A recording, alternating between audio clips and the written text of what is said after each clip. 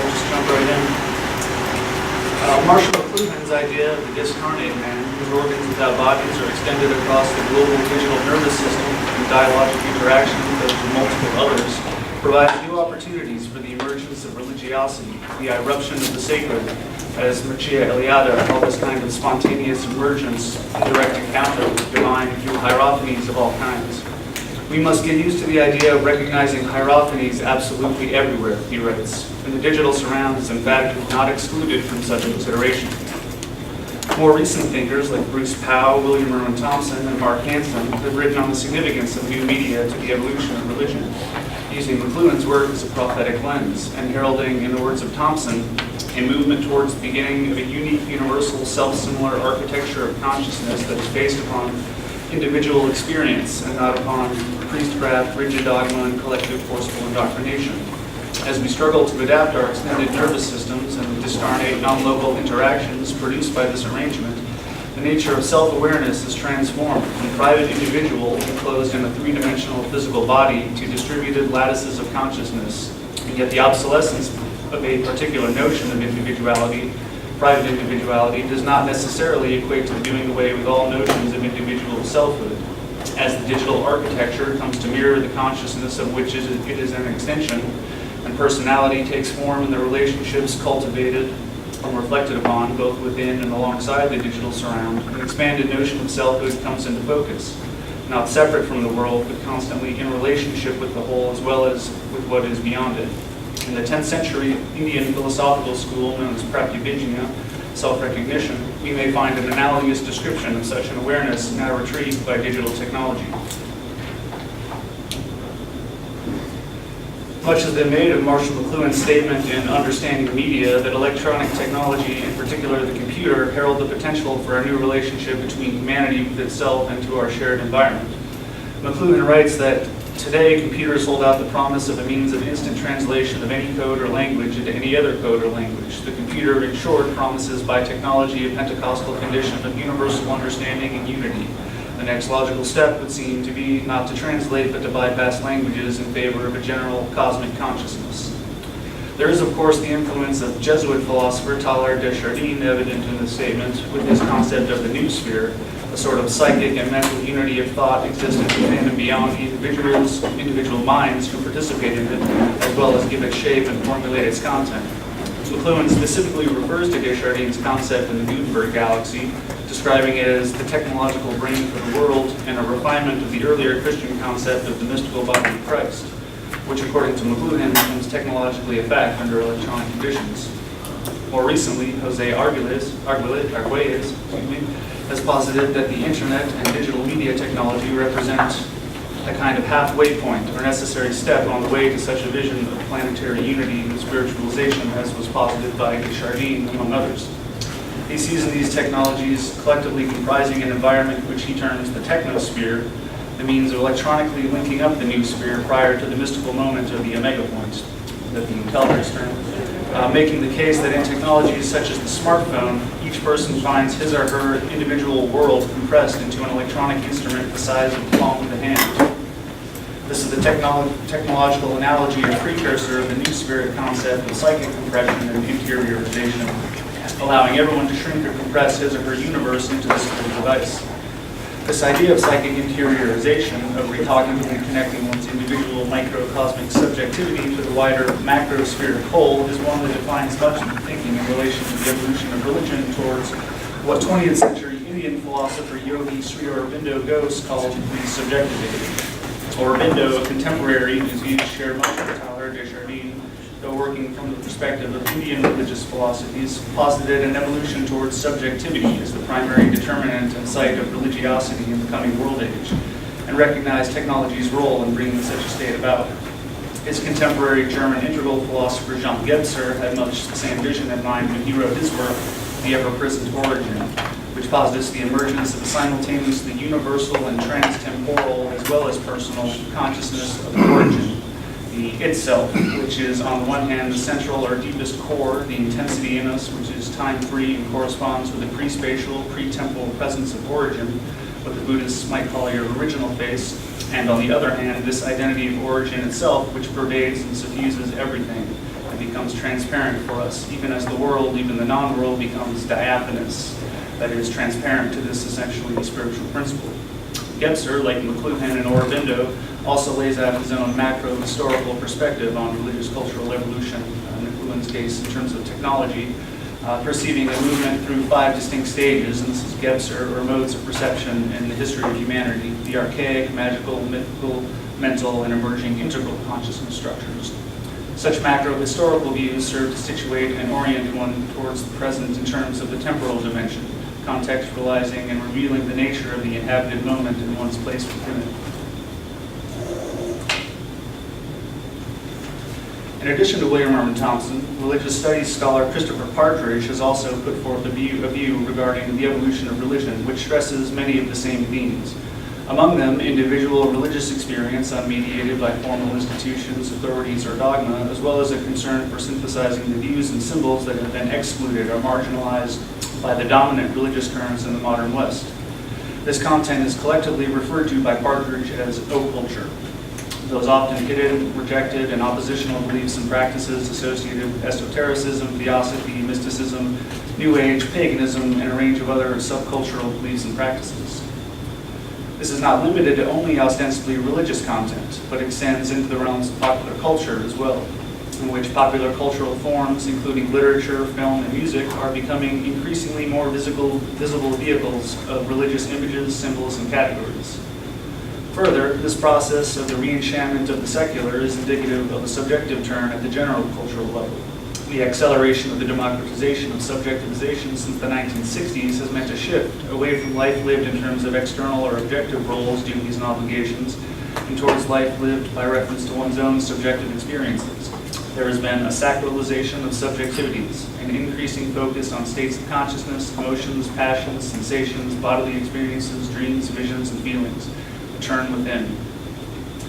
Thus, alongside the emergence of religious and paranormal themes and ideas, there are also evident processes by which the ostensibly everyday within certain contexts is transfigured. The commonplace becomes impregnated with the solemn, the serious, the sublime, and the sacred. Partridge adopts Lawrence Grossberg's concept of affective maps, or maps of mattering, to describe the way in which this sacralization operates in the lives of individuals as a way of directing attention into particular sites of significance, filtering experience in such a way as to build up and connect those resonant internal structures that have been granted subjective authority and which give rise to profound states. Those things that matter to us are points on our personal maps where there is an affective intensity, those areas in which we make affective investments. It is around these points that our beliefs and emotional energies cluster. Consequently, it is the affective investment in particular ideological sites that explains the power of the articulation which bonds particular representations and realities. By making certain things matter, people authorize them to speak for them.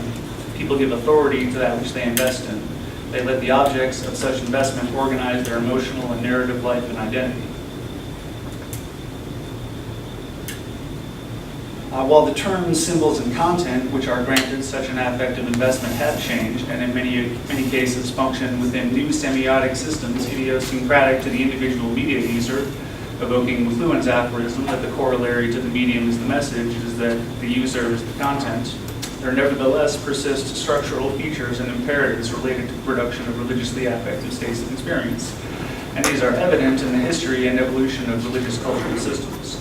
In his work on the evolution of pre-modern manuscript traditions, sinologist John Henderson observes a number of these structural features or assumptions driving the exegetical processes that foster the maturation of these traditions cross-culturally, and maintains that they continue to inform our contemporary modes of thought.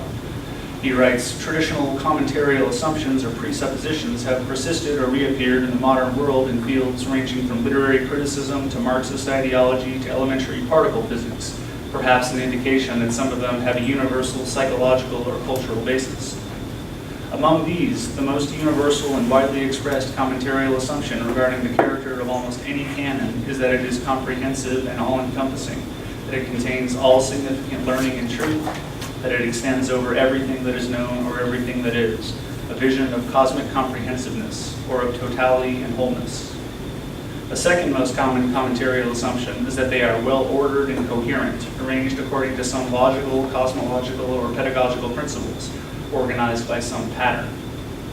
In an age where personalized canons are constructed from the forms encountered in experience, we still tend towards structuring these mesocosmic containers according to path-dependent assumptions or imperatives related to these long-standing processes, both cultural and neurobiological. Thus, the concern for macro-historical, all-encompassing perspectives retains its force of attraction on individualized processes of canon formation, as does the compelling nature of the pattern that connects and unifies. What is less obvious is that the unity conferred by such a totalizing pattern recognition is not only that of the external world, but significantly that of the internal world of experience, imagination, scholarship, and memory, embedded within and resonating with the total form.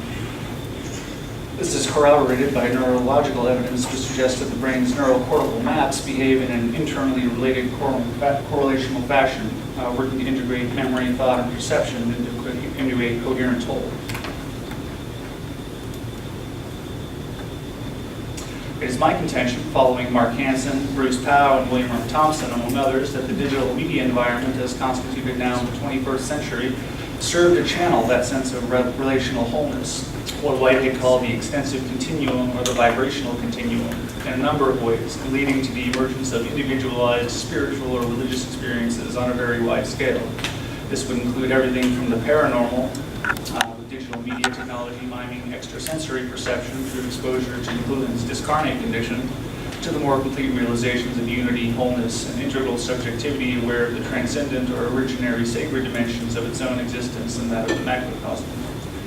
Hansen connects the vibrational continuum to Whitehead's notion of superjective sensibility, the potentiality of the settled world as a total situation, and asserts that 21st century media broker human access to this domain of worldly sensibility that has remained largely invisible, though certainly not inoperative until now.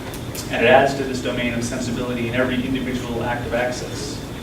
The World Wide Web serves as a metaphor for such a wholeness or totality characteristic of this superjective positionality, and although not genuinely the whole in itself, may be useful or good to think, as Levi-Strauss would say, in the process of coming to such an integral awareness.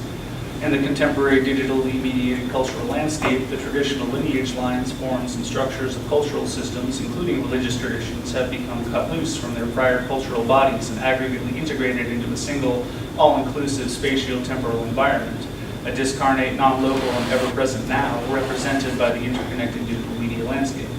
The metaphorical significance of this aggregation of all cultural forms and expressions is that individuals in this environment are forced to directly confront the existence of such a universally inclusive, yet pluriform and perspectively shifting cultural world. In the electric age, history no longer presents itself as a perspective, continuous visual space, but as an all-at-once and simultaneous presence of all the facets of the past. Electronic man, McLuhan writes, has to train his perceptions in relation to a total environment that includes all previous cultures. Much of the time, this history is encountered in a state of private individual control and reflection, creating an implicit sense of self-directedness in one's encounter with these forms, an essential freedom to explore the whole on one's own terms, which engages one's sense of personal autonomy and self-development. Because of its pervasiveness and experience, the digital media landscape functions as a visible representation and extension of what was called in the Western tradition the Book of Nature, an inexhaustible store of wisdom set out in the form of the world, a great code to be discovered through the many ingenious mechanisms of human pattern recognition. This book has become personally internalized and etherealized in the sense of now including, in addition to recognized natural and cultural forms, the digitally externalized interior landscapes of private individuality, universes unto themselves and interrelated with one another and with the perceived totality. In this process, states Thompson, we see a shift from the consciousness of an autonomous self within a biological evolutionary body to more distributed lattices of multidimensional mind, in which new media constellated new forms of the extensive phase space of consciousness through personal computers, the internet, and the World Wide Web. In the reintegration of experience with environment, modernism's universality becomes internalized, and we see the first formation of the future transformation of personal identity in which the individuated fractal self participates in the fractal landscape of the cosmic mind, or what Buddhists call Buddha mind, and Whitehead called God and the created advance of the universe. Indeed, at the far end of this shift towards distributive lattices of consciousness lies the universality of Whitehead's extensive continuum and the pattern that connects and extends.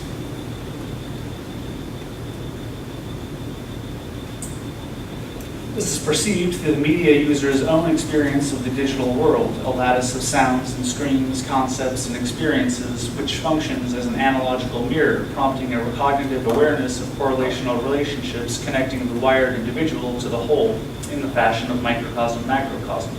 What was once the province of students of spirituality, of visionaries and seers, of prophets and mystics, of poets and myth-makers, of Tao states, is now in the reach of everyone with access to electric supernature, so McLuhan insisted. In this process, we can see how the objective manifestation of religious states, experiences, and phenomena is oriented by the terms encountered in subjective experience, the microcosm, while also essentially involving correlational relationships to the circumstances of the external or social worlds, the mesocosm and the macrocosm. These relationships form webs of interconnectivity which act to integrate into coherence one's cumulative experience. Such integration is precisely what is conveyed by Shaiva philosophy's principle of pratyabhijna, or self-recognition, a realization which, in the words of 10th century philosopher Abhinavagupta, has the nature of synthesis, with what was known or cognized before becoming present again, in terms of general or particular character, someone, something, some quality. Recognition is attained through the study of the underlying establishment of all the features of internal and external experience. It is the examination of ordinary experience as a means for achieving realization. In this process, memory is the origin and synthesizer of all experienced diversity and affects the apprehension of the essential nature of all things. This recognition is the attainment of one's own nature, in which the agent's role as substratum of the overall process is interpreted in terms of the synthetic function of recognition. To quote McLuhan in The Global Village, truth is something we make in the encounter with the world that is making us. We make sense not in cognition, but in replay. The replay is a technique not of cognition, but of recognition.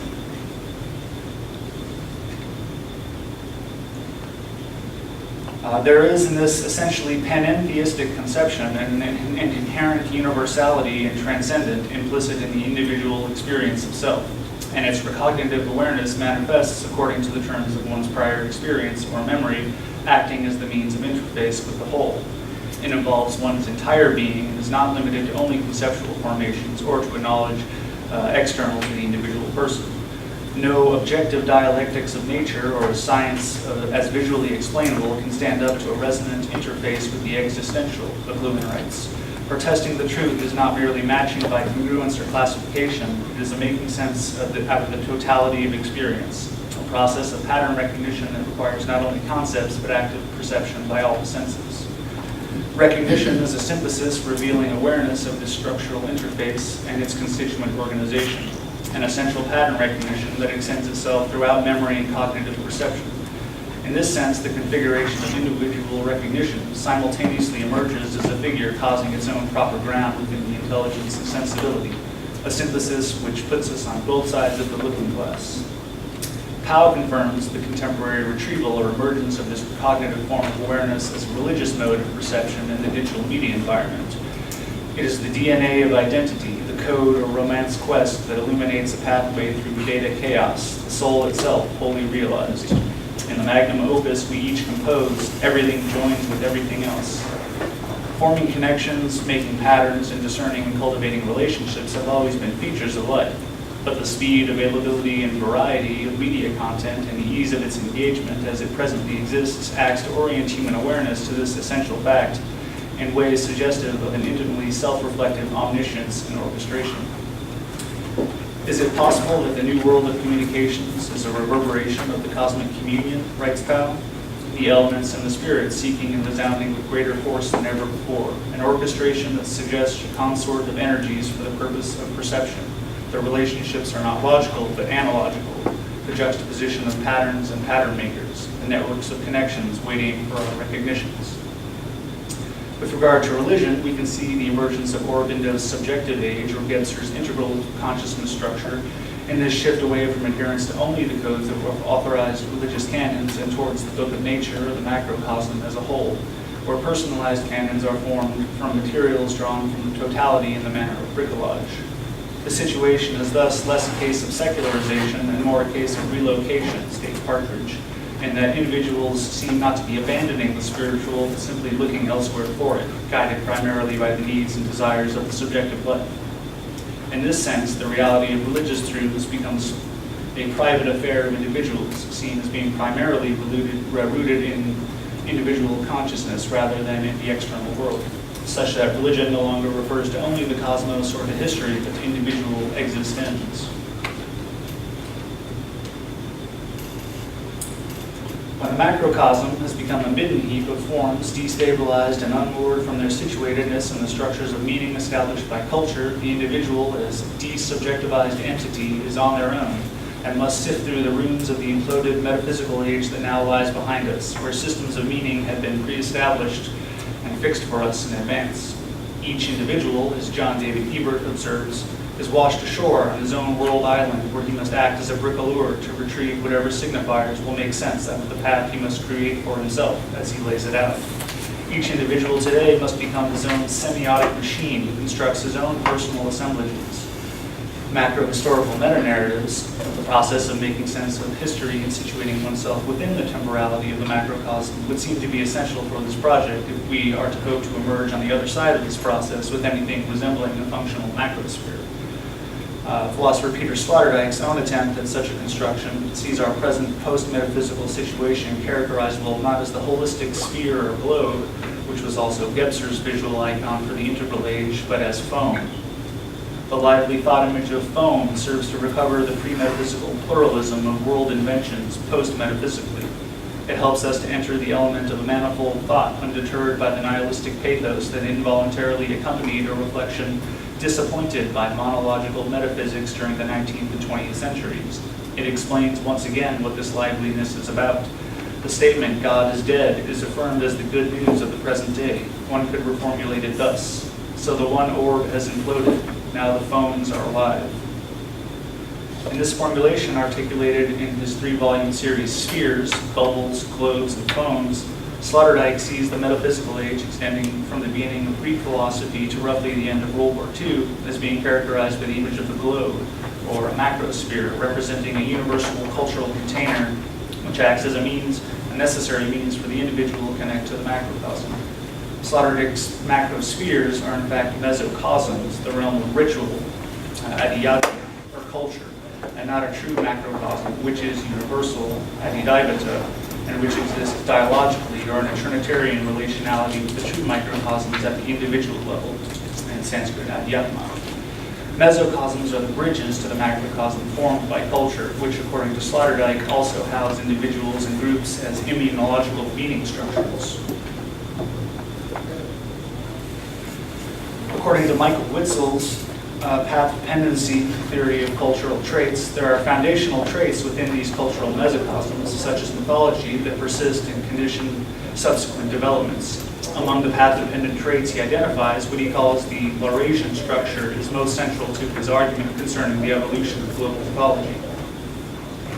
This particular innovation emerges some 40,000 years ago, thus forming an underlying substructure for most of human myth, and embodies the genesis of true cosmological thinking, concerning itself not only with the origins of humanity, but with the cosmos as a whole as well.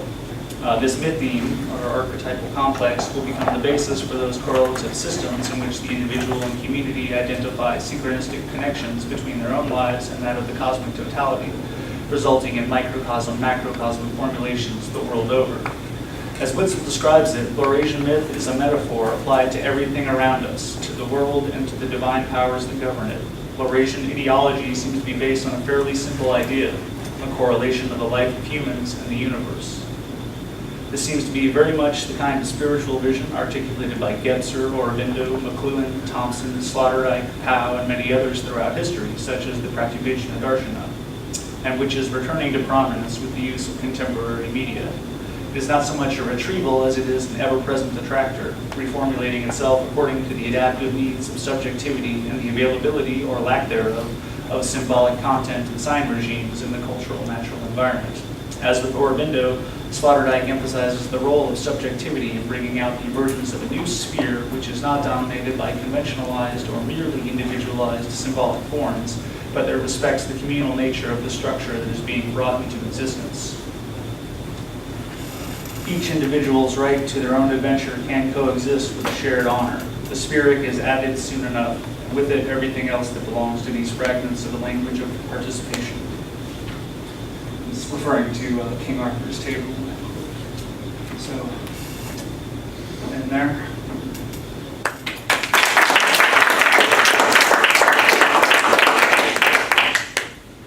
Before I begin speaking, I'd like to say something. And so let me repeat what I was just about to tell you. This is the perfect place to discuss spirituality, technology, and ecology.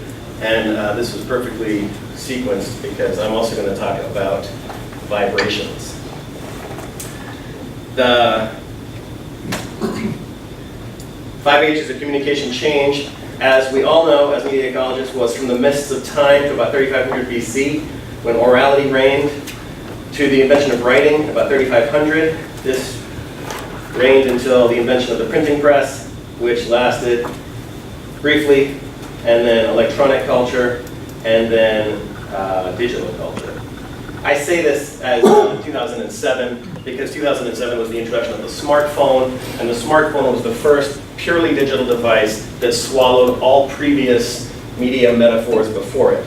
If every word is a metaphor, then every medium is a metaphor, and it's worth noting that there are about 2 million apps on your iPhone, or roughly twice the number of words in the English language, which is significant because the English language is the world's largest collection of metaphors, because it has the most borrowed words from other languages.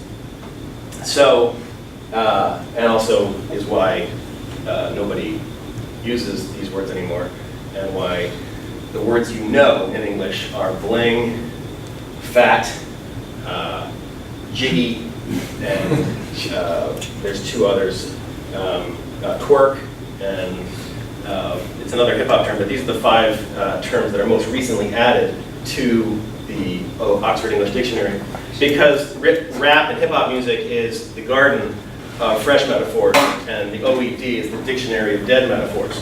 So as we go into what McLuhan called the apocalypse, which is not gloom, it's salvation, he said, what we're finally seeing is that in fact the revelation is upon us. The revelation is the true path of any intellectual discovery, which is a spiral pattern, and the pattern is one in which, as Chesterton and T.S. Eliot and all the poets have said, we come back to the beginning and see and recognize the place for the first time. So this is going to be a little bit disturbing to your worldview, but it's also hopefully going to crack open the shell of some of your misperceptions in the last, 5,600 years. Here's the acclimatization period. As the official story goes, we had about 200,000 years to deal with orality and get used to it. We had about 5,000 years to get used to writing. Printing, only almost 400 years. Electronics, 157 years. And it was in the electronic stage in 1968 when our own very prestigious, honored, and genius Eric McLuhan coined the term media ecology. And we saw for the first time, there should be a social science for recognizing this pattern change. And so the kids of today, my students in the undergraduate institution, right, they actually need help finding out where they are because they've only been acclimated to this 10 years. Now, here's the problem. In history, it's a linear circle, right? From there to there to there. But in effects, it's a circle.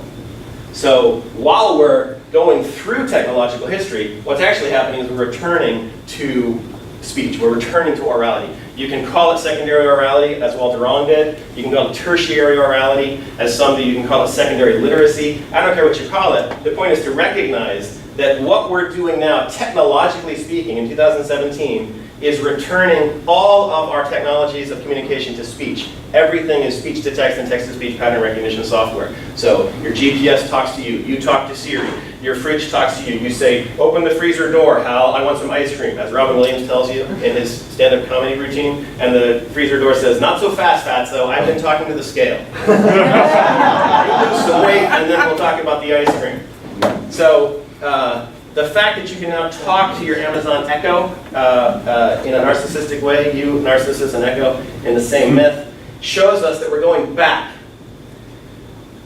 When you go back, you then get the pattern recognition of, oh, well, if we're here, what it actually means is we're here in reverse or inverted form. This is why, of course, texting is the new Hebrew, because no vowels are necessary. Between pictographic writing and alphabetic writing, the Israelites in about 1500 BC developed or discovered, and that's a question, were they given this thing or did they evolve this thing from pictographic forms? That's an open question that I hope to provoke to you. And now they didn't have vowels because they weren't allowed. We don't need vowels because they're not necessary given the context. So this is also why, prior to the Hebrews' liberation from the Egyptians, they had hieroglyphics, which we call emoji. And emojis are now the new hieroglyphics, where the Egyptians were there in about 3300 BC, and also made much of the bird symbol. And here we are with Twitter, and realizing that letters aren't necessary themselves, that we can return completely to analogic symbolism, and that we can now write entire discourses and texts in emoji. We have yet to have the first dissertation in emoji, but as was already pointed out earlier this weekend, the 2015 word of the year was an emoji. So, as we come back to perceiving and asking questions in an old way, we also get to see the new validity, the new possible validities of old ways of seeing them. I'll give you a few examples. In 2011, in Notre Dame, or rather in South Bend, Indiana, spitting distance from Notre Dame, there was the first annual, you ready for it? Geocentric Conference. The title of the conference was, Galileo was wrong, the church was right, and this gentleman, Robert Sungenis, had put together a fat 2-volume stack of books. He's a PhD, he's got a variety of PhDs with him. And one is the historical, philosophical, and theological arguments. And the thicker book is the scientific arguments for why, in fact, the heliocentric model is not actually as persuasive as the geocentric model. I went to this conference to laugh because I'm educated and I know. And I came away realizing, well, I have about a 6th grade science education, and most of what I think I know I've taken on faith. And I don't know what I know anymore. I don't know that I'm persuaded. But according to my astrophysics PhD colleague, you can have whatever you want in the center of the universe. You just make the mathematical arrangements to fit, and it's your choice. So the idea that we can choose, right, that in a sort of ultimate act of hubris, man can choose what's the center and what's not, is very significant. And by the way, this is not insignificant or unrelated to Nietzsche's declaring that God was dead. Part of his argument in the gay science and then in Thus Spake Zarathustra is that without a center to the universe, then there is no up, down, north, south, east, west, anything, and so man is just free-falling.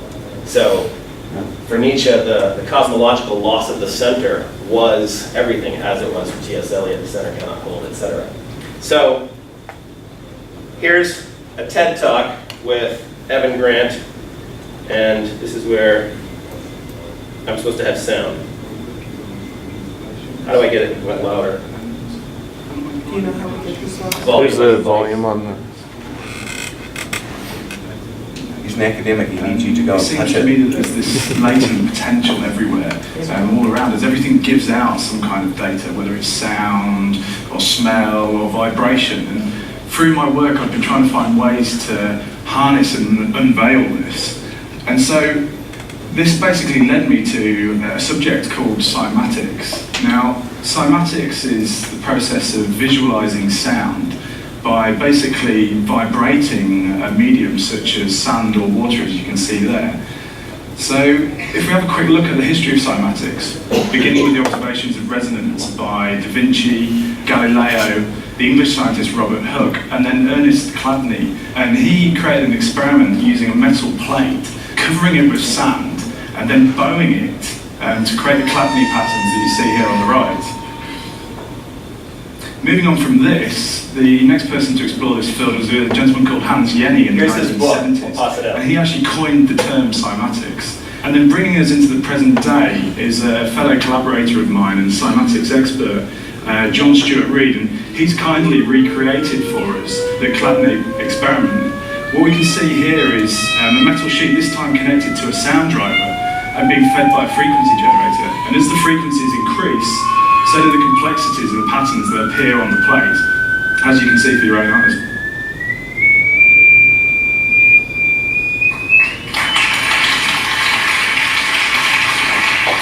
So, what excites me about cymatics? Well, for me, cymatics is an almost magical tool. It's like a looking glass into a hidden world, and through the numerous ways that we can apply cymatics, we can actually start to unveil the substance of things not seen. Devices like the cymoscope that you can see here are being used to scientifically observe cymatic patterns, and the list of scientific applications is growing every day. For example, in oceanography, a lexicon of dolphin language is actually being created by basically visualizing the sonar beams that the dolphins emit, and hopefully in the future we'll be able to gain some deeper understanding of how they communicate. We can also use cymatics for healing and education. This is an installation developed for school children where their hands are tracked, and it allows them to control and position cymatic patterns and the reflections that are caused by them. We can also use cymatics as a beautiful natural art form. This image here is created from a snippet of Beethoven's Ninth Symphony playing through a cymatic device. So it kind of flips things on its head a little bit. And this is Pink Floyd's Machine playing in real time through the cymoscope.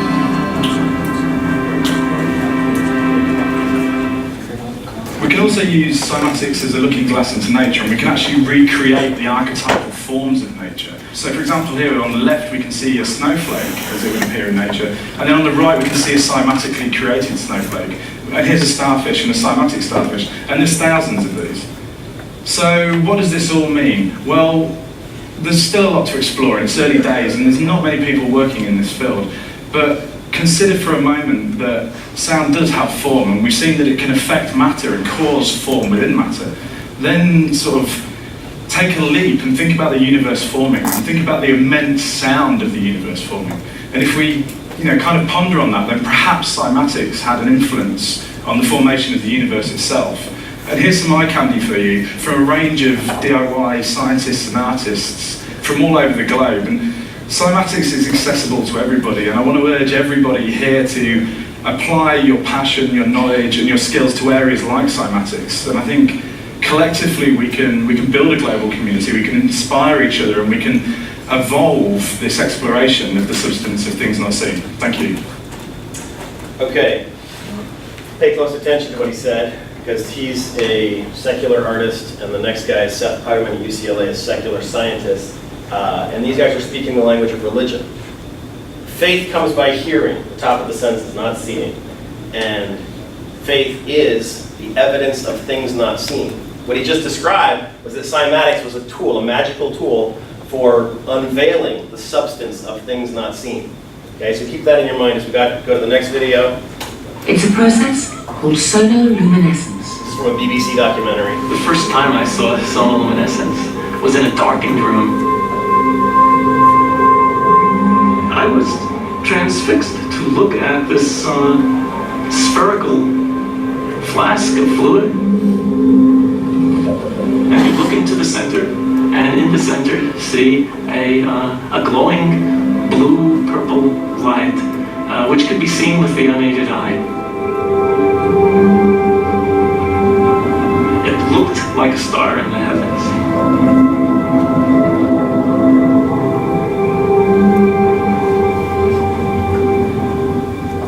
Putterman called it the star in a jar, a tiny spot of bright light contained in a flask of liquid.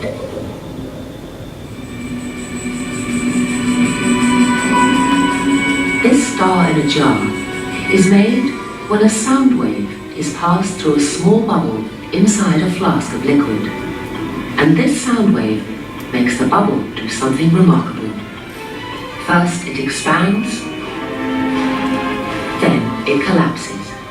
And this collapse happens so violently that vapor molecules trapped inside the bubble slam together and heat up so much that the bubble gives off an incredible burst of heat and light. several thousand times a second, giving the appearance of a star.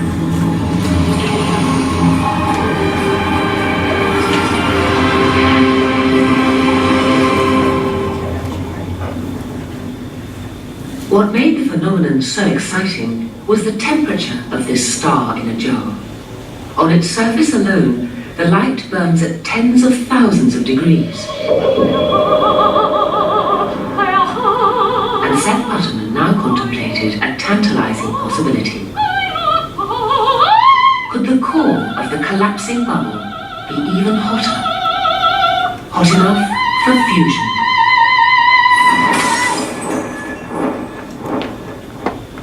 One of the mysteries of sonoluminescence is to determine exactly how hot the interior of the bubble gets.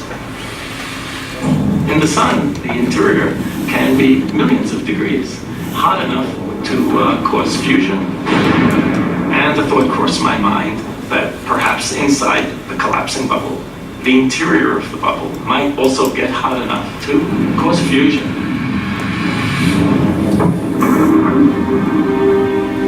If so, this would be something truly amazing. By simply bombarding tiny bubbles with sound waves, temperatures of over 10 million degrees would be created. And nuclear fusion, the same reaction that powers the sun, would be happening almost effortlessly here on Earth. Okay, later in the video, Dr. Putterman speculates also, as did Evan Grant, that maybe this had something to do with the creation of the beginning of the universe. So what does this all mean? Well, it means so long, Charlie Darwin, okay? It wasn't just the atheist Tom Wolfe that said there's no chance, there's no possibility that Darwin's theory accounts for the evolution of speech, and it's completely a crock and it's washed up in 2016 in his book, Kingdom of Speech. But here's the medieval great chain of being, from God all the way down to hell, with the categories constituted between spiritual and physical, with man at the middle, okay? This is well known, if you want to read about it, it's in The Great Chain of Being by A.O. Lovejoy. What Darwin did, essentially, philosophically, was to say, I don't know about God, I don't know about angels. What I know about is man all the way down to matter. And the medieval chain of being accepted morphological gaps in the chain as long as the psychological gaps were just before and just after the element that preceded them. What Charles Darwin's theory proposed was, hey, if I can find morphological continuity in the missing links, then I can eliminate angels, God, and the whole Judeo-Christian worldview structure of the universe.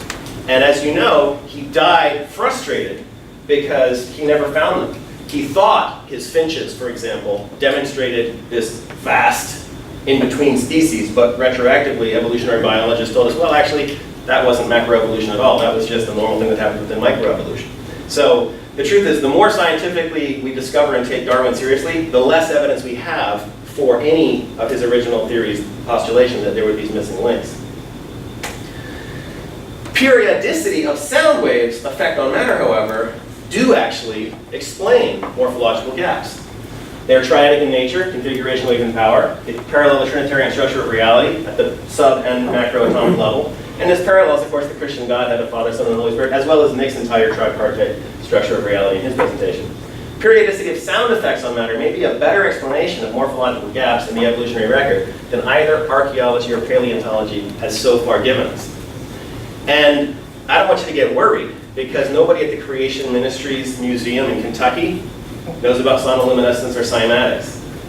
And yet, if you just believed what you just saw, the young Earth creation theory, there's thousands of these biological life forms, and we can recreate these with sound. You don't need 6 days to do that. You saw it happen in 6 seconds. In other words, sudden creation of physical material forms that take on biological shapes is now scientifically plausible and demonstrable in a whole new way that's never been before in any of our lifetimes. What this implies is, in fact, that there's now, for the first time, a scientific explanation of the opening chapter of Genesis. And thanks to Beth, who's in the room with us, here's the Holman translation. In the beginning, God created the heavens and the earth. When God began to create the sky and the earth was formless and empty. Darkness covered the surface of the watery depths, And the spirit, which in Greek is pneuma, which is breath, which is associated with voice, which is associated with speech, as in God said. The Spirit of God was hovering over the surface of the waters, and God said, "Let there be light." And there was light. So, as a scientific statement, Genesis 1 would read, cause, sound, medium, water, effect, light. That word hovering is vibration. Yeah, the word hovering is vibration. Thank you for pointing that out. The implications for media ecology and theology are vast, and I expect at least 3 of you in the room to care enough about this to make it your lifelong research project. To do this. Science and art are merging again, thanks to McLuhan in Laws of Media when he told us this in 1988. Old epistemologies are now revivified. Moses, writing in 1500 BC. We thought, oh, this was just some, Indo-European cosmology origin myth. Turns out it may actually be a legitimate revelation by the God of the universe about how things happened. That's a startling new idea for us to consider, but the science suggests we should consider it.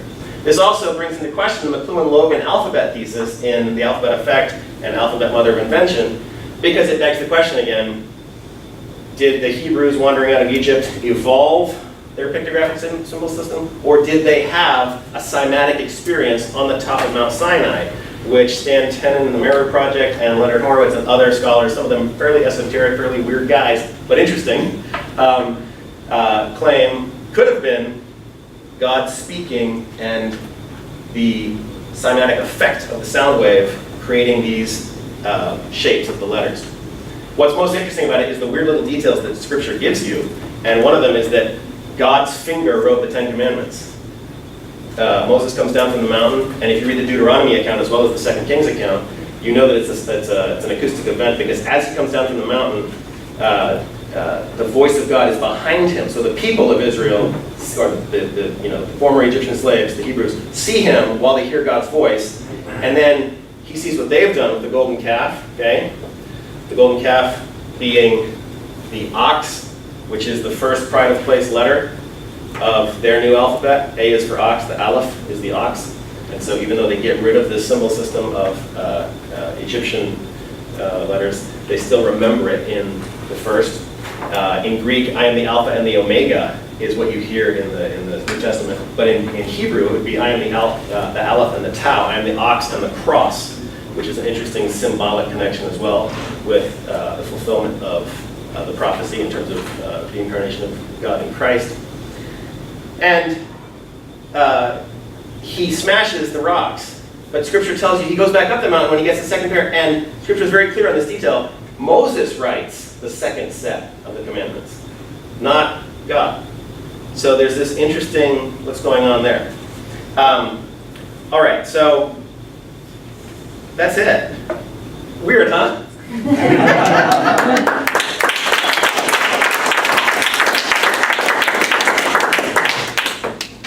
Thank you.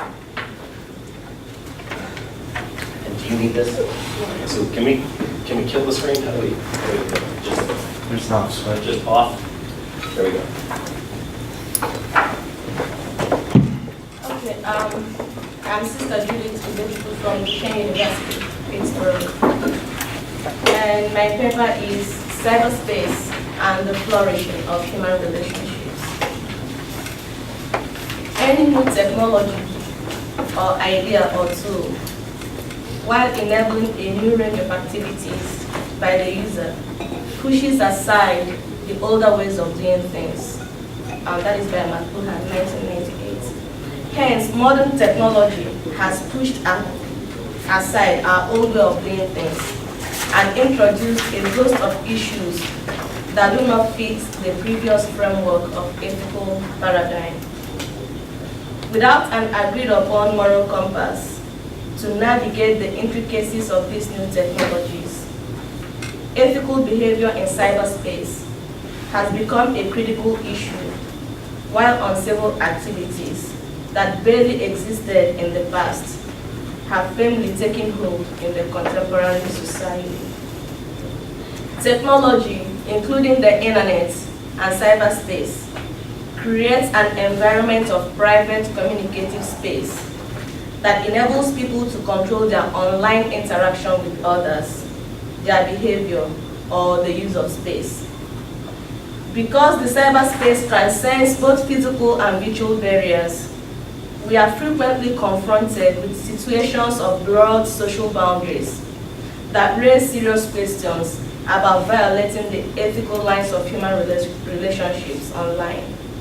Therefore, a constructive navigation of such circumstances requires utmost wisdom and discipline that seeks to respect and appreciate other cyberspace users. Because of the omnipresence of technology in the contemporary society, technology has become a vital part of our lives and significantly affects us whether we use it or not. Accordingly, our behavior and activities in cyberspace can have either a positive or negative impact on other online users, as well as the society at large.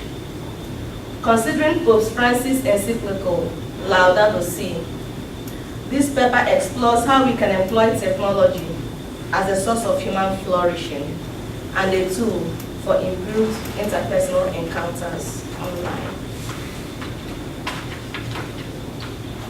Dodge and Kitchen 2000 defines cyberspace as a navigable digital space of networked computers accessible from computer consoles, a visual, colorful, electronic Cartesian datascape known as the matrix, where companies and individuals interact with and trade information.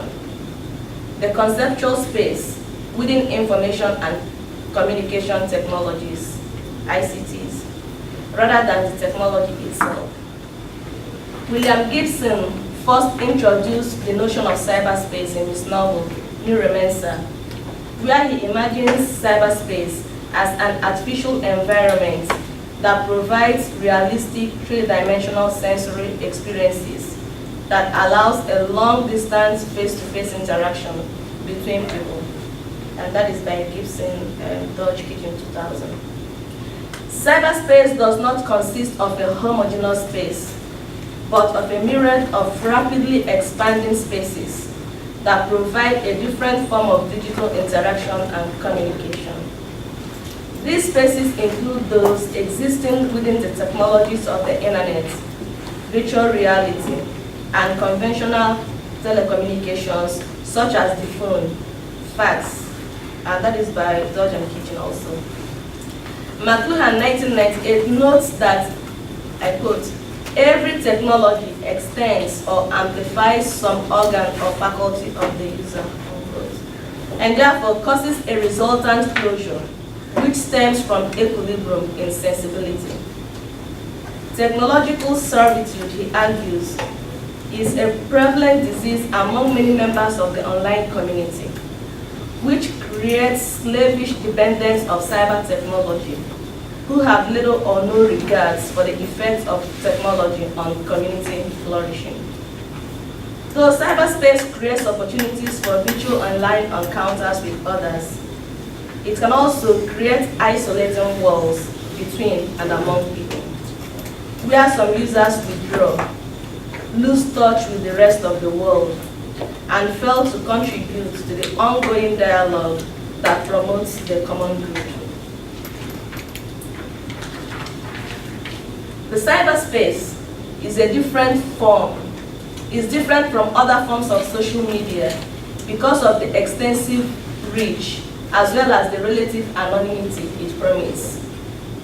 Though anonymous communication can foster a healthy atmosphere for the free exchange of ideas online without fear, it can also serve as a divisive podium that stifles people's interests in wholehearted, helpful, and positive cyber dialogue.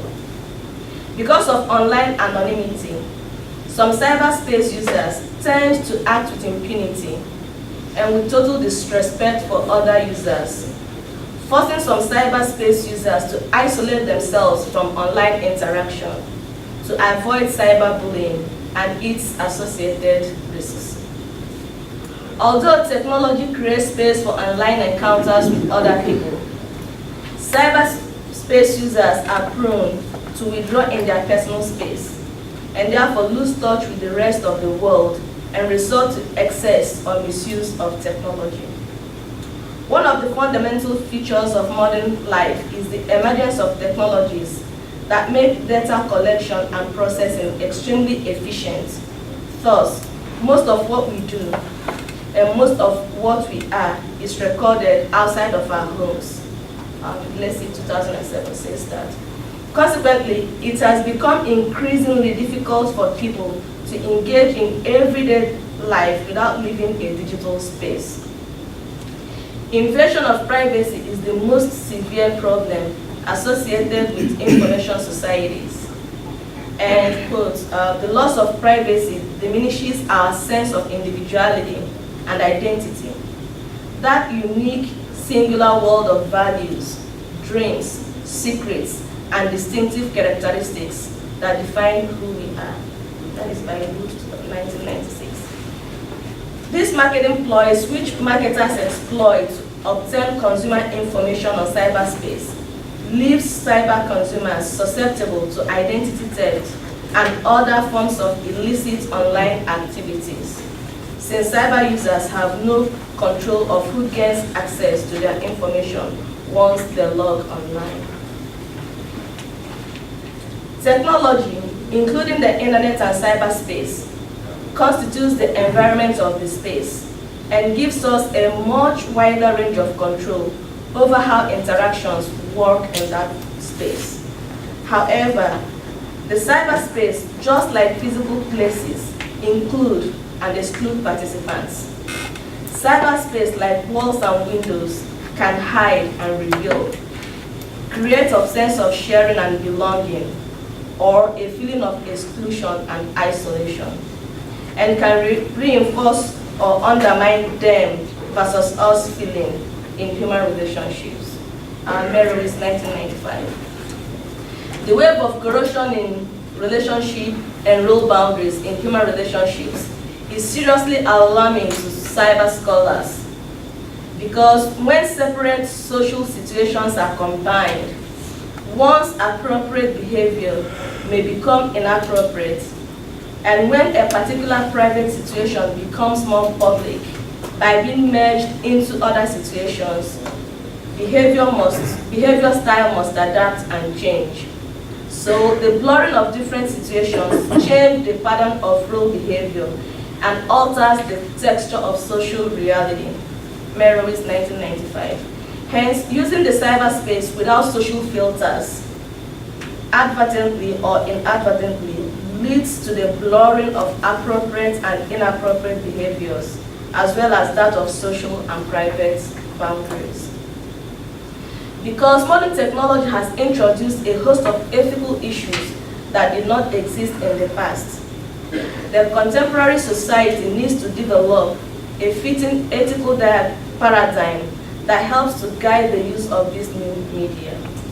According to McLuhan, 1964, prior to technological advancements, people could take many actions without much concern for consequences, because slow movement in technology guaranteed delayed actions for a considerable time interval. However, action and reaction occur most simultaneously today. Therefore, people do not have much time to correct errors before they get out to the public. Cognizant of the effects of unfettered access to technology on human relationships, Pope Francis warns in his encyclical Laudato Si, when media and the digital world become omnipresent, their influence can stop people from learning how to live wisely, to think deeply, and to love generously. In this context, the great sages of the past run the risk of going unheard amid the noise of distractions of the information overload. Efforts need to be made to help these media become sources of new cultural progress for humanity, and not a threat to our deepest riches.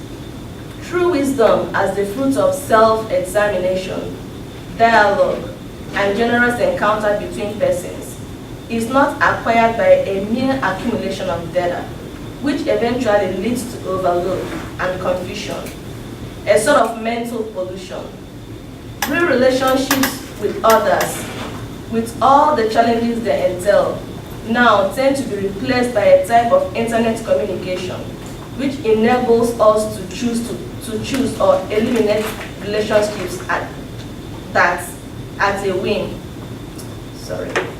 Enables us to choose or eliminate relationships at whim, thus giving rise to new type of contrived emotion that has more to do with devices and displays than with other people and with nature. The underlying consequences of the new media to humanity remain salient among scholars of media and technology, as the effects of technology penetrates into the facets of our lives and in most cases deprives us of the opportunity to relate with fellow human beings on a deeper level. Our focus on cyberspace takes away quality time and interaction with family members or relatives.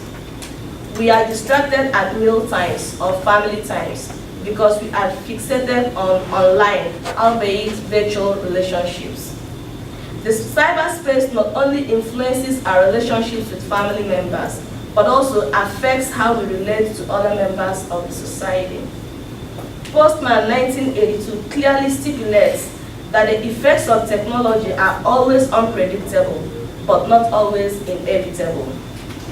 In line with Pope Francis, Postman 1999 reiterates that although humanity has developed spectacular techniques to disseminate information to more people very efficiently, they have also created another problem of information glut, information as garbage, and information divorced from purpose and meaning. Therefore, people should exert caution on technological determinism, since technology can also create disharmony among members of a community. Similarly, Wood 1996 asserts that the increased dependence on technology leads to a loss of identity and individuality, and, quote, we lose both our perception of self-worth, mental castration, and our significance as distinct human beings, social castration, unquote. Unfortunately, computer-mediated communication does not prioritize communicative responsibility. Rather, in CMC, computer-mediated communication, the screen creates a social barrier that relieves people of this responsibility. Articulating the threats that CMC poses to the ethical awareness of human beings, Hem 1993 warns that in this technological era, computer communication cuts the physical face out of the communication process, while the lack of direct experience of the human face invites boorishness and diminishes ethical awareness. Hence, cyberspace users should therefore be attentive to the impact of their online behaviors towards other users and on the entire society. Technological advancements has greatly contributed to an increased cyber incivility. Information and communication technology, ICTs, create opportunities for uncivil behaviors since the individuals are physically removed from the target, and the impact of their incivility are less apparent and immediate than in face-to-face communication. However, online communication should serve as a paradigm for cooperation among people, rather than an avenue for expressing hate and disrespect towards others. Due to the lack of an agreed-upon meta-narrative to determine what is ethical, right or wrong on cyberspace, cyberspace users are prone to display acts of incivility without impunity. McLuhan, in his works, clearly argues that the media is an extension of the human person. Therefore, the cyberspace as an extension of people, extension of us, represents who we are as individuals and who we are as a society. We positively extend ourselves as a society when we properly engage the cyberspace, and diminish our worth as a community when we abuse it. We can use this space for the extension and the flourishing of human relationships by engaging in online dialogues or interactions that contribute to the welfare and growth of others, and by sharing information that enriches the mind rather than information that pollutes the society. Cyberspace users and advocates therefore have a responsibility to advocate for the importance of ethically responsible behavior that promotes healthy communication on cyberspace. In line with the admonition of Pope Francis, we should question ourselves before we send out information online. How does the information help in the improvement of society? Does the information enlighten and contribute to the welfare of all? Or is it a pollutant that sucks the air and life from the human race? Does the information positively affect or destroy human relationships? Did I exercise my communicative responsibility in this message, or am I callous enough to care less about its negative effects on others? Does my message breathe life, or does it destroy life? In this way, we think about what we do on cyberspace in order to help to contribute to the common good.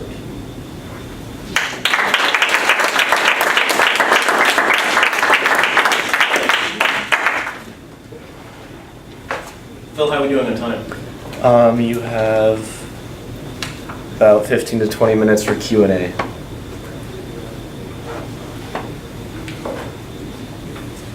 Reed, I really enjoyed your pieces. All of you, thank you so much for your time.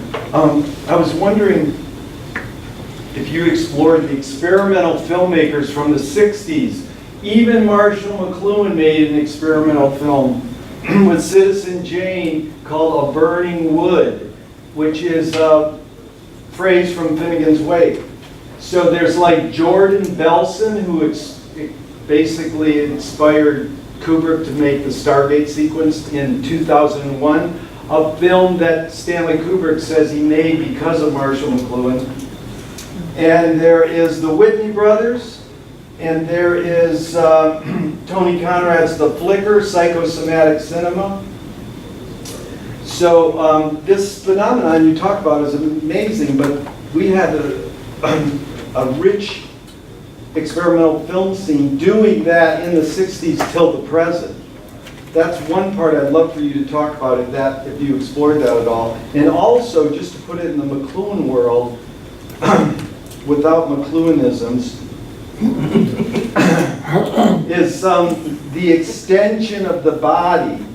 You know, our inventions are extensions of our body. So I've been told that film editing is an extension of the eyelid. So your piece really got deep into sound and visuals.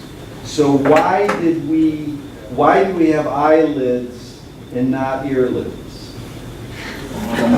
The answer to the first question is I've seen some of those, not all of those, so I'd love to get that list from you. The eye-ear thing is probably the question I've been noodling on for 20 years, and it was Postman on page 9 of Amusing Ourselves to Death, connecting the Old Testament study with media theory that blew my mind. I was like, oh my gosh, I found my playground. To me, the more I read Scripture, Old Testament and New Testament, the more I see it as a media theory book. And it's astonishing to me how very consistently clear the Genesis story of the fall is the story of the opening of the eyes and the loss of the primary acoustic relationship with God. So Scripture is very clear. Adam and Eve walk in the garden with God and they hear his voice. They do not see him. But the fall of man is all visually driven. Adam and Eve see the fruit and they see that it's good to eat and it's pleasing to the eye, it says. And the tempter, Satan, says, if you eat it, your eyes will be opened and you'll be like God. And Chesterton's got a great line. He says that a lie is never so persuasive as when it's almost true. So there's these three promises. Your eyes will be opened, you'll know good from evil, and you'll be like God. Two of those three are true. Two of those three come true. When they eat the fruit, their eyes are opened, they know good from evil, and instead of being like God, they're now naked and ashamed. Right? The only naked species that got dressed. In fact, next year I'm presenting a paper called Naked Jesus on the symbolism of the medium of clothing. in the New Testament at the main conference. But why those 2 out of 3? It's very much like our digital media today, where digital media today promises us omnipresence and omniscience, and we get those 2, and we think that plus that should equal omnipotence. But instead, we're more lonely, depressed, anxious, and suicidal than ever before. So that same pattern of you got 2 out of 3 promises, but the third one, it actually kind of eviscerated your soul. It's the same thing. So if you look at college students' problems today, number 1 problem for college students for males is pornography. Number 1 problem for girls is body image. Both of these are visual problems. So to me, it's the more things change, the more they stay the same. And that's why I think this return to origins and these kind of, wait, look deeply again at what does it say there? It's actually profoundly wise. The film stuff, I don't know as much about. But I know Kubrick stuff really well. But however we were created, who created us, why did they make eyelids and not earlids? Oh, Because our ears were meant to be open. Yeah, because ears are meant to be open. So why we start hearing from the few months into the belly of our mother? Yes. Because, I mean, is the first sense fully developed before we born? Yeah. So his question is, well, I mean, it's very relevant. I have it takes some explanation, but I have a theory that the 5 senses are actually 5 layers of protection of the organism, and sound is the first one. In terms of the fight or flight mechanism, am I safe in this environment? Sound is the first indicator, and that's why you can hear farther than you can see. That's actually a bit of an illusion, right? You think, well, I can see the moon. That's clearly farther away than I can hear. But I think it was 20, I forget, but the loudest explosion in the history of the planet was the Krakatoa volcano, and they heard it something like 1,000 miles away. What you can see is only about 9 miles away. It's like when you're on a ship at the horizon, and people say, well, I'm seeing the stars. That's millions of light years away. No, you're not seeing the stars. You're seeing the light from the stars that have traveled to your eyes and have taken millions of years to get there. So then hearing, so hearing's first, then seeing, then smell, then touch with reach, and then taste. Where if all those first 4 say yes, then that becomes safe to have part of your environment go into you as food. And this explains both your sex life and the Eucharist in terms of intimacy with the environment and the divine nature. So I think that's the answer to why we have eyelids, not earlids, because they're always meant to be on, right? And why do you have 2 years and only 1 month?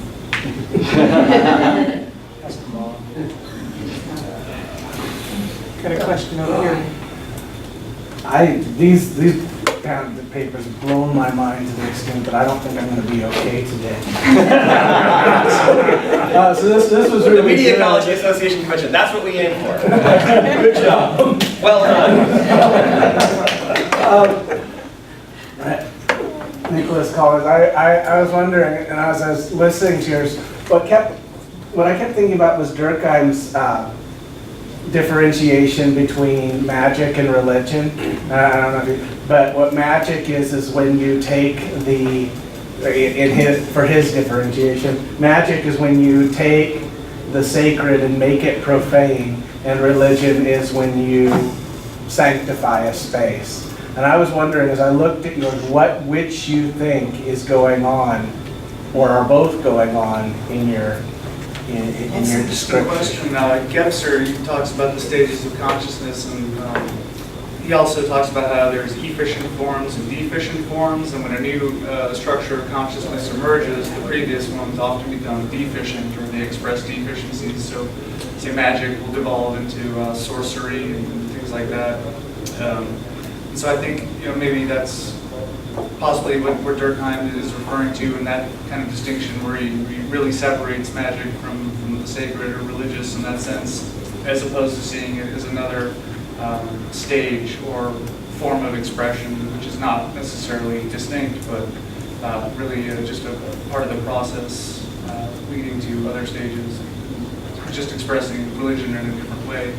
And he also talks about in the integral structure, and this would apply to Witzel too, the prevalence of earlier structures in the new form that is emerging. So we still have magic with us, even though there are all these other religious phenomena.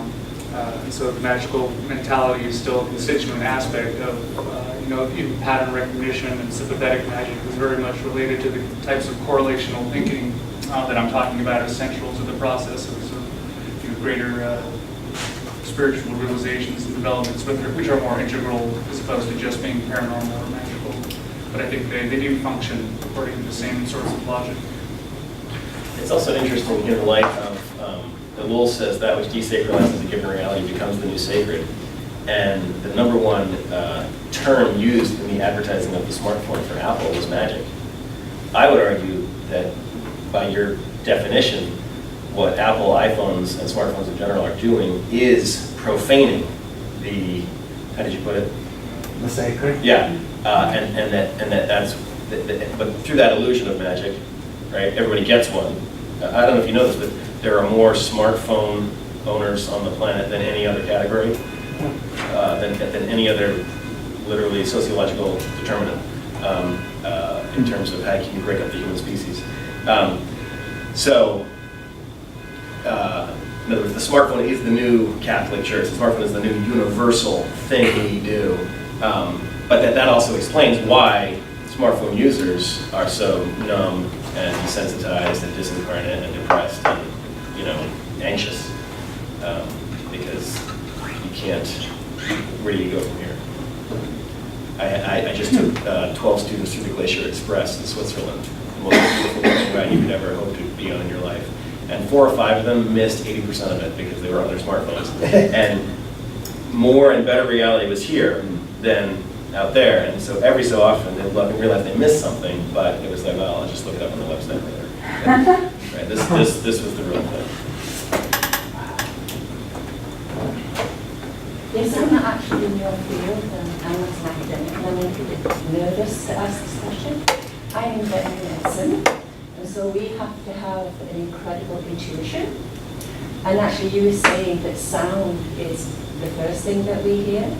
Well, I wrote a paper called Beyond Words, and way back in our tribal times, you would know there was a lion hiding behind a bush because you would have that intuition and that energy to know that that lion was there. Yeah. And I think that that's what, as a species, we have lost. We have lost that energetic feeling of knowing what's out there, rather I than think hearing it, seeing it. I think it's directly connected because Scripture says that God speaks in a still, small voice, and you have to be attuned to it. And Eric and Marshall McLuhan articulate the faith as a sense, like a sixth sense. In other words, you ask for it, and it's a gift of God, but it's a sense that you have. And if you have it or not is never to your credit. It's those who have it because they were given it, and those who don't.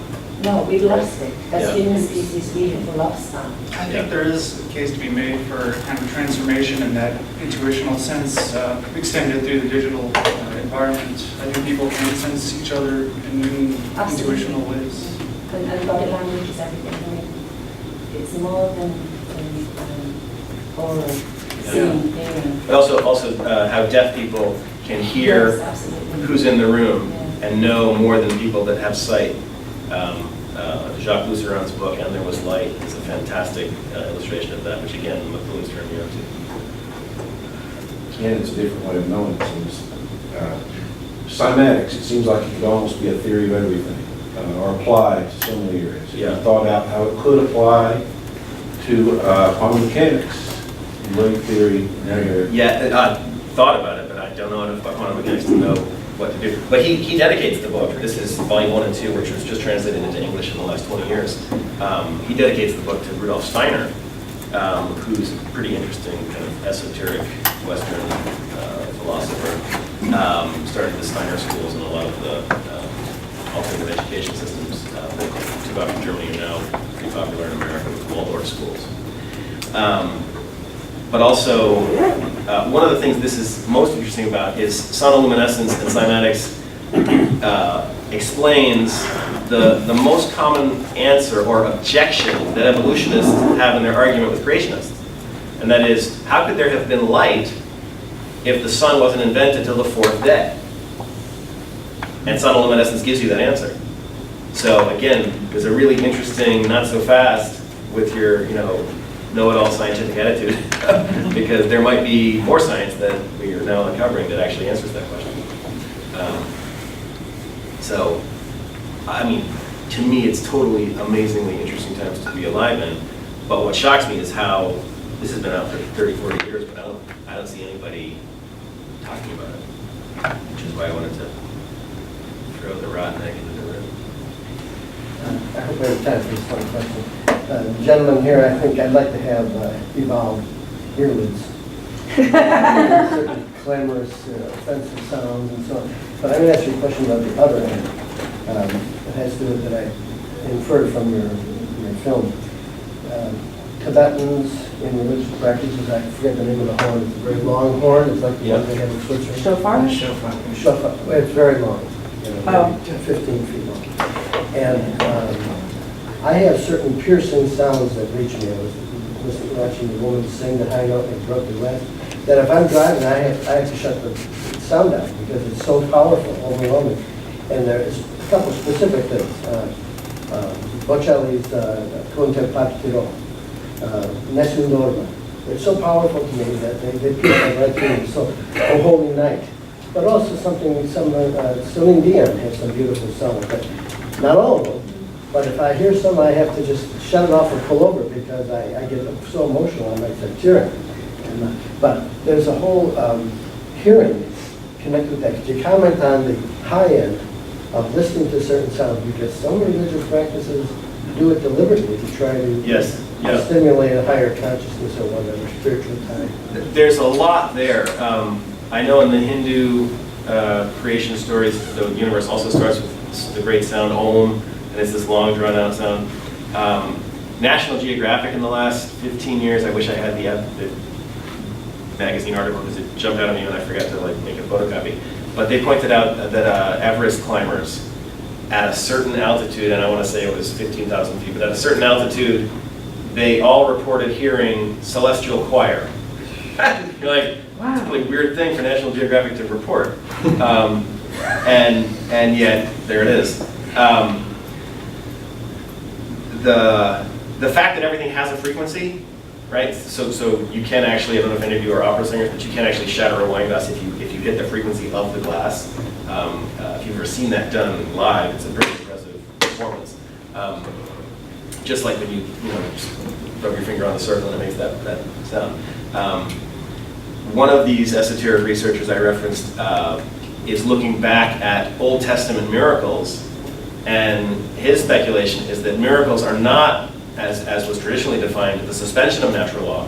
They were actually God's working through the natural laws that we didn't understand. And the word miracle in the etymology of the term just means that which causes wonder. So his argument, for example, about Joshua and the Battle of Jericho is that it's acoustic sonic warfare, circling the city 7 times with these trumpets, and this is causing the rocks to crumble. Which again, from a scientific point of view, makes a lot more sense than the sort of God suspended natural law and went bingo, chain it. That makes of God a sort of arbitrary, capricious agent in the universe. Whereas this, you would still wonder at it, right? Even if you knew what was happening. In Waco, Texas, when the ATF went in and took out the Branch Davidians, one of the weapons they used was a sonic warfare tool, which was the highly amplified sound of shrieking rabbits as they were being slaughtered. And this drove the Davidians out of their complex, which is why more of them were saved and got killed in the fire. We used to get rid of rock music as well. Yeah. They used to think that they would find culturally offensive, but these shrieking rabbits was apparently like the sound that it was too intense and they had to get away from it. And sonic warfare is a big thing in sort of, Robert Heinlein wrote in one of his stories about subsonics being used as a kind of an anti-personnel weapon. Yeah. Tom Clancy, in most of his novels, he was interviewed once and he was asked, why, how do you make up these crazy, government agency technology things? And he said, I just read the newspaper. He says, there's nothing I've put in my stories that isn't actually something we have on hand. So often these technologies are used first by militaries of nation states, then they trickle down. In fact, somebody just, is it here? I just saw it this weekend. Somebody's written a paper on why the military allowed us to have access to GPS technology.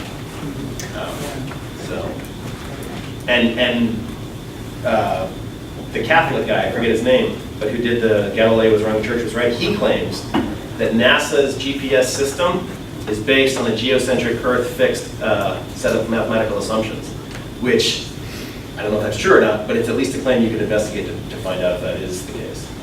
And he says that they use that because it gives more accurate readings. So who knows? Interesting times. So we are running ourselves into the coffee break. I'm sorry, everybody, for having come in so late. You were doing such a fine job self-organizing. It seemed no reason for me to step in. I was supposed to be your session chair. But if you would like to go and get coffee, I suggest we give a warm round of applause